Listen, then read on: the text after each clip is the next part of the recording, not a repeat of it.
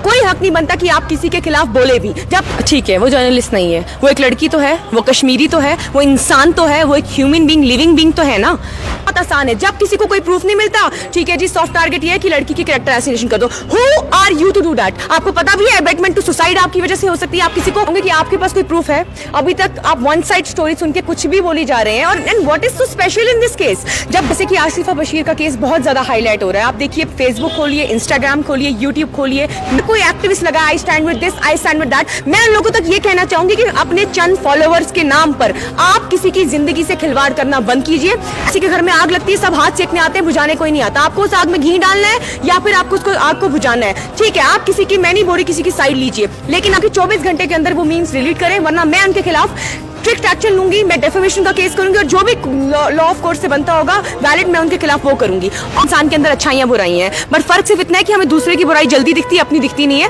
तो हर इंसान गलती कर सकता है, क्योंकि अगर वो गलती नहीं करेगा मेरे ख्याल से वो रब बन जाएगा। मैं ये एडवोकेट बरकत कौर रतन है और मैं यहाँ पे प्रेस कॉलोनी जो आई हूँ, मैं एज अ सोशल एक्टिविस्ट आई हूँ, नॉट एज एन एडवोकेट।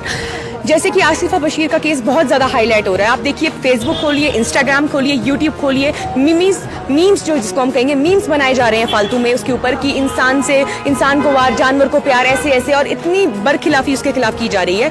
मैं आपके चैनल के थ्रू लोगों से ये पूछना चाहूंगी कि आपके पास कोई प्रूफ है? अभी तक आप वन साइड स्टोरी सुन के कुछ भी बोली जा रहे हैं। और and what is so special in this case? जब डोमेस्टिक वायलेंस होता है, रेप केसेस होते हैं, ईव टीजिंग होती है, तब कहाँ होते हैं आप लोग? तब तो मैंने किसी को एकजुट होकर कश्मीर को साफ करते हुए देखा नहीं है कि हम गंदगी यहाँ से दूर करें, क्राइम को दूर करें। किसी के साथ ईव टीजिंग क्यों हो रही है, रेप केसेस क्यों हो रहे हैं? तो इस केस में से स्पेशल क्या है कि हर कोई एक्टिविस्ट लगा I stand with this, I stand with that. मैं उन लोगों तक ये कहना चाहूंगी कि अपने चंद फॉलोअर्स के नाम पर आप किसी की जिंदगी से खिलवाड़ करना बंद कीजिए। एक्टिविज्म का मतलब ये नहीं है कि आप किसी का एक वन साइड पार्ट स्टोरी सुन के उसके साथ स्टैंड हो जाएंगे। एक्टिविज्म का मतलब ये आप लोगों तक सच पहुंचाए। अगर अल्लाह ताला ने आपको एक अच्छी सोशल इमेज दी, आप उसका अच्छा फायदा उठाएं। आप पहले सच जाने, दोनों पार्टी को सुने, एविडेंसेस निकालें, उसके बाद आप प्रूव करें कि आई स्टैंड विद ट्रुथ। ये कहें आप कि मुझे चाहिए कि जस्टिस मिलना चाहिए, चाहे कोई भी गलत था, कोई भी सही था। यहाँ मैं किसी की साइड लेने नहीं आई हूँ, बट मैं लोगों तक ये मैसेज पहुंचाने आई हूँ। और जो यूट्यूबर्स और जो पेजेस, जो इंस्टाग्राम के सो कॉल्ड पेजेस हैं, जो अपने फॉलोअर्स के नाम पे मीम्स बना रहे हैं आसिफा बशीर के ऊपर, मैं एज अ एक्टिविस्ट, मैं एज अ एडवोकेट, मैं as a human being, as a Kashmiri Sikh girl, ये उनको वार्निंग देना चाहती हूँ कि 24 घंटे के अंदर वो मीम्स डिलीट करें, वरना मैं उनके खिलाफ स्ट्रिक्ट एक्शन लूंगी। मैं डेफेमेशन का केस करूंगी और जो भी लॉ ऑफ कोर्ट से बनता होगा वैलिड, मैं उनके खिलाफ वो करूंगी। और मैं सोसाइटी को ये कहना चाहूंगी, अब आप डिसाइड कर लीजिए कि आपको क्या बनना है। कहते हैं ना, जब किसी के घर में आग लगती है, सब हाथ सेकने आते हैं, बुझाने कोई नहीं आता। आपको उस आग में घी डालना है या फिर आपको उसको आग को बुझाना है, ठीक है। आप किसी की, मैं नहीं बोल रही किसी की साइड लीजिए, लेकिन आपका कोई हक नहीं बनता कि आप किसी के खिलाफ बोले भी, जब तक आपके पास कोई प्रूफ नहीं है और जब तक कोर्ट से कुछ डिसाइड नहीं होता।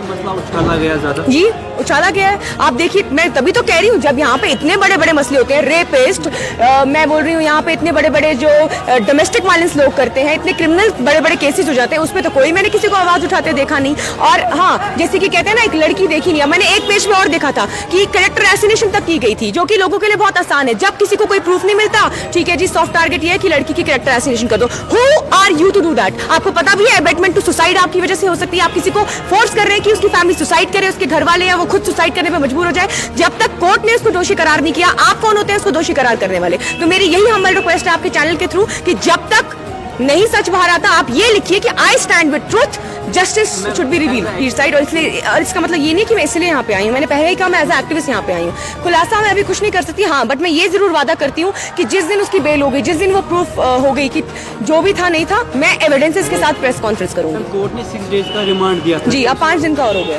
क्योंकि अब तक पुलिस से रिपोर्ट नहीं आई है।